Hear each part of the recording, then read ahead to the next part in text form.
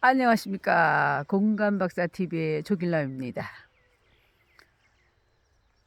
오늘, 오늘도 여전히 암 이야기를 할 수밖에 없을 것 같습니다. 어제 황토 참숯가마를 갔는데요.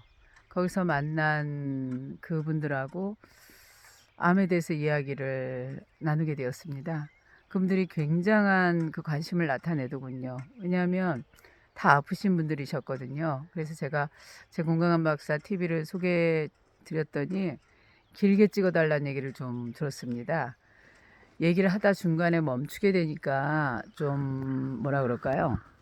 중간에 이렇게 끊어지는 느낌이 든다는 얘기를 하시면서 조금 더 사실적인 이야기니까 조금 더 길게 찍는 건 어떠냐라는 조언도 듣기도 했고요. 또 보람도 있었습니다. 저로 인해서 그 3일 동안 잠을 못 잤던 유방암 환자가 잠을 푹 자게 되었다고 아침부터 전화를 해와서 제가 참 반가웠습니다. 감사했죠. 사실은 별거 아닌데 제 말을 듣고 그 잠을 잘 자게 되어서 루틴이 회복되어서 뒷산도 이제 맨발로 걷고 갔다 오고 그리고 난 다음에 태양욕을 하기 위해서 소대나시와 반바지로 햇볕에 몸을 말렸답니다. 그 이야기를 듣고서 제가 정말 인간 승리다라고 이제 취업을 해주면서 돌아왔습니다. 이렇듯 우리가 암에서 자유로울 수가 없는 거죠. 그렇다면 스스로의 방법이 저는 가장 중요할 것 같습니다.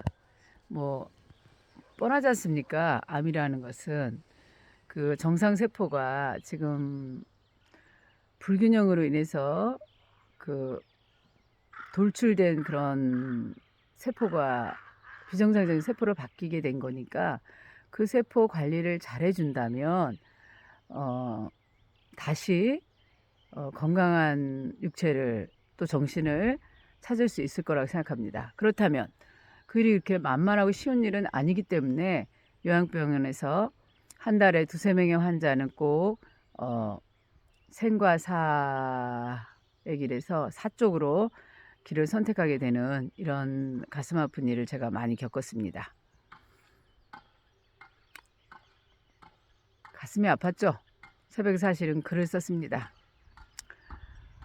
두 번째 암 관련 저서를 쓸 수밖에 없는 이유는 지금 암 환자 수가 10명 중에 거의 7명 반이 나올 정도로 아닌가요? 그 10명 중에 3명에서 4명으로 들었다는 얘기는 들은 것 같습니다. 그래서 그만큼의 암 환자 수가 많이 늘어났고요. 젊은 층의 그 암 환자 수가 급증을 했습니다. 제가 영역병원에 있을 때 29살 먹은 친구가 남자의 친구였는데 청년이었죠. 뼈암으로 입원을 했습니다. 마음이 여리고 고운 심성이라 고양이 밥을 주다가 저를 만나게 되었는데 그 친구의 이야기를 들으면서 제가 가슴이 아팠죠. 29살부터 벌써 암이 걸리면 어떡합니까? 그 기나긴 인생 동안 그리고 또 그 친구를 기르기 위해서 부모님은 또 얼마나 많은 돈과 정말 그 마음의 정성을 쏟으셨겠습니까? 발음이 잘 안 돌아갑니다. 아침인데. 자, 그래서 그 친구뿐만 아니라 또 요양병원에서 무수히 많은 그 무고한 암 환자들이 돌아가시는 걸 봤죠. 난소암 2기였던 그 동생이죠. 저보다 2살이 어렸으니까. 그 친구 같은 경우도 2년 반 만에 돌아온 땅으로 돌아가게 된 겁니다. 이런 사례별을 저는 너무 많이 봤습니다. 그래서 그것을 이제 고발을 해야 되겠다. 그 부분을 다시 한번 생각을 해봐야 되겠다. 현대의학에 하라는 대로 했거든요. 그 친구 같은 경우도 삼성병원을 다녔는데 삼성병원에서 이제 주는 그 항암제 치료를 받았고 그리고 복막으로 전이가 되었죠. 그래서 복막에 그 복수가 차서 그를 빼는 걸 하기 위해서 3박 4일 동안을 입원해서 그 친구는 항암 치료를 받았습니다. 그럼에도 불구하고 결국은 2년 반 만에 삶을 마감하게 되었거든요. 저는 그것을 보면서 뭔가 이상하지 않나 합리적인 의심을 해보게 되었습니다. 그래서 스스로의 루틴을 만들어낸 거지요. 그래서 저는 지금 사실은 아픈 데가 아침에 일어나면 머리가 조금 아프고 그 다음에 항암하면서 오른쪽 어깨가 좀 제일 안 좋았습니다. 이거 말고는 아픈 증상이 없습니다. 저 같은 경우는 거의 오히려 제가 아프기 전보다 더 건강해졌습니다. 그 이유는 뻔하지 않습니까? 더 신경 써서 먹습니다. 먹는 거를. 그리고 또 온열 치료를 위해서 어제도 숯가마를 갔다고 말씀드렸듯이 숯가마를 가서 몸을 이제 그 혈액순환을 좋게 하는 거죠. 그래서 그 맺힌 부분을 풀어주고 그러니까 어깨도 안 아프고, 그래서 오늘도 아마도 숯가마를 다녀올까 뭐 이런 생각도 들고 그렇습니다. 저는 제 몸의 반응을 정확하게 체크합니다. 정확하게 체크해서 가장 그 도움을 주기 위해서 노력을 합니다. 그게 가장 맞다고 생각을 합니다. 암이라 함은 체온을 상승시키면 그 암은 사라지게 되어 있다는 걸 우리가 알죠. 그리고 또한 혈액순환을 좋게 한다면 암은 공존하면서 평생 나와 더불어 함께 살면 아무 문제가 없는 겁니다.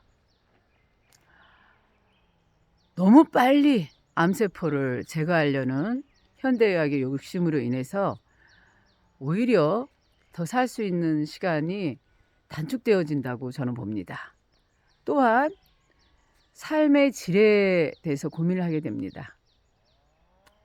제가 알고 있었던 언니가 계시죠. 유방암으로 21년을 살다 가신 언니입니다. 그 언니 같은 경우는 루틴이 굉장하죠. 요양병원에서 텃밭을 일굽니다.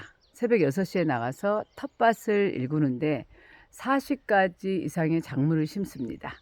그래서 그것으로 당신이 먹고 싶은 음식을 만들어 먹고, 심지어 김장부터 두 아들을 위한 그런 음식을 다 해다 주고 남편 드실 음식도 마련해 갈 정도로 억척의 그런 여인입니다. 그렇기 때문에 21년을 살아남을 수 있었던 겁니다. 근데 안타까운 것은 그것입니다. 언니는 현대의학에 100% 맹신을 했습니다. 저랑 대화하는 가운데 저를 굉장히 언니는 염려를 했습니다. 이제 그만 그 자연치료를 멈추고 그 CT도 찍고 의사 말씀을 듣는 게 나을 것이다 라는 얘기를 전 들었고요. 그 언니 같은 경우는 그 웃음 치료를 위해서 그 웃긴 동영상을 많이 보시면서 발 고주파도 하루에 3-4번 할 정도로 열정을 지닌 언니셨죠. 그리고 고주파와 더불어 세라젬 있지 않습니까? 세라젬이 이제 온몸의 혈액순환을 위해서 마사지를 해주는 거죠, 일종의. 그 세라젬 같은 경우도 한 3-4번을 하실 정도로 시간 날 때마다 와서 이제 그렇게 암 치료를 위해서 노력을 하셨던 분 중에 한 분이십니다. 그리고 마지막에는 뭐까지 했느냐면 주변 환우들의 말을 듣고 여의도까지 대중교통을 이용해서 치료를 받으러 다니셨던 겁니다. 5시간을 소비하면서 간 거죠. 나중에 후회하시더라고요. 너무 무리했었다고. 정말 무리해서까지라도 낫고 싶었기 때문에 열정에 열정을 쏟은 거죠. 그러나 몸은 한계가 있는 겁니다. 너무 내 몸을 괴롭히고 너무 힘들게 하면은, 쉬지 못하면 결국은 모든 좋은 것도 다 독이 되는 케이스를 이 언니를 통해서 봤습니다. 결국은 언니가 어떻게 되었습니까? 고려대학병원 구로를 다녔는데 거길 가서 결국은 또 치료를 받았습니다. 죽는 그 순간까지 언니는 치료를 받은 겁니다. 제가 글을 많이 보내줬죠. 제가 시를 쓰기 때문에. 그리고 언니한테 저는 정말 하고 싶었죠. 삶의 질도 중요하다. 왜 마지막까지 병원에 있어야 하는지 저는 이유를 알지 못했어요. 차라리 공기 좋은 요양병원에서 좀 더 맛있는 음식을 먹으면서 맨발 걷기를 하면서 있었더라면 조금 더 삶을 연명하지 않았을까 싶은 생각이 들었습니다. 이미 지난 일이지만요. 지난 일을 우리가 생각을 해봐야 되는 이유는 그 다음 환자들이 이런 일을 겪지 않기를 바라는 마음에서 지나간 일을 반추해 볼 필요는 있습니다. 후회를 하는 게 아니라 두 번의 잘못, 또 어떤 잘못을 하는 그런 환우들이 나오지 않기를 바라는 마음에서 제가 이 동영상을 찍는 것이고요. 또 한 가지 얘기 드리고 싶은 거는 암 환자는 이제 연명이라는 거죠. 완치는 없습니다. 그렇다면 그 연명을 내가 나에 맞게 어떻게 할 것인가. 이게 가장 큰 포커스인 겁니다. 저는 하루가 즐겁습니다. 새벽 일단 4시에 일어나죠. 거의 3시 반 이 정도 되면 눈을 뜨지만 일어나지 않고 누워서 발끝치기를 합니다. 그리고 손발을 위로 올려서 모관 운동을 합니다. 그것은 혈액순환을 위해서 제가 배운 스트레칭을 이제 하기 시작하는 겁니다. 그리고 난 다음에 좋아하는 글을 씁니다. 오늘 같은 경우 제가 이제 두 번째 그 암 환자 관련 책을 이제 들어갔으니까 두 번째 책을 쓰고요. 그리고 1시간 정도 쓴 다음에 분명히 스트레치를 하러 일어납니다. 그래서 스트레칭을 하러 일어나서 온몸을 다 탈의하고 풍욕과 스트레칭을 함께 합니다. 물론 그 전에 창문을 열어서 공기를 깨끗하게 만드는 것은 기본에 해당되겠지요.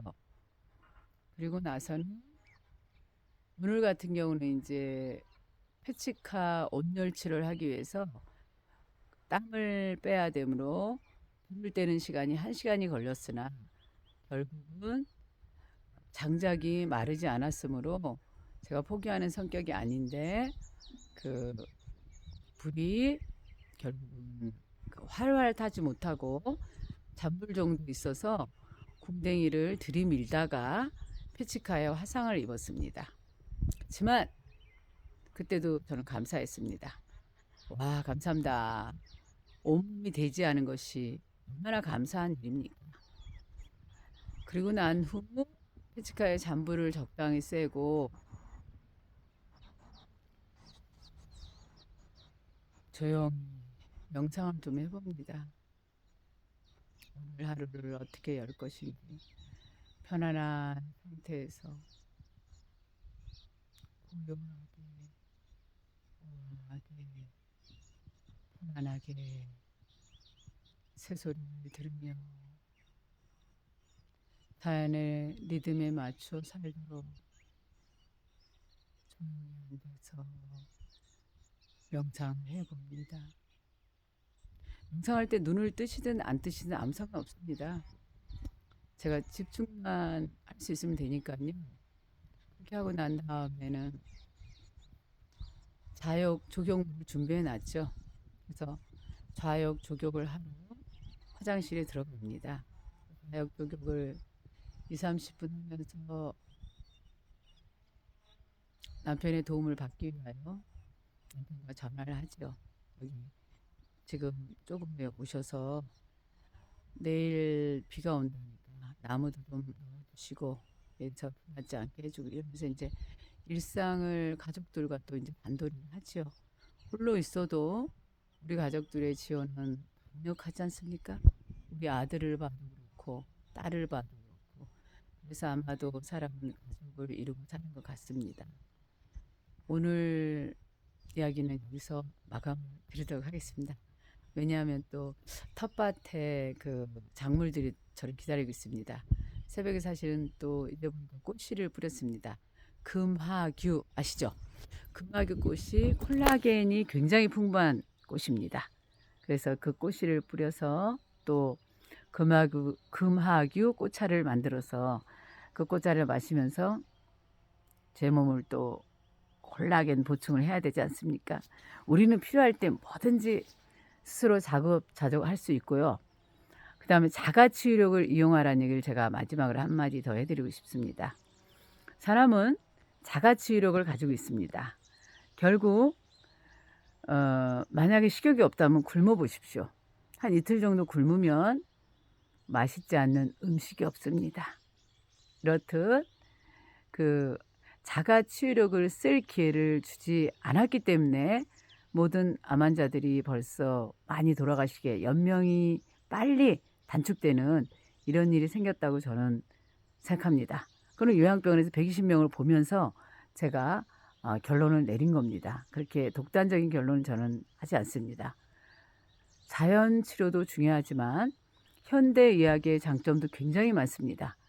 두 마리의 토끼를 잡기를 언제나 원합니다. 즉 균형 감각을 가지고서 치료를 받는 것이 가장 현명한 방법이라는 것이 제가 1년 반 동안 요양병원에 있으면서 얻은 교훈입니다.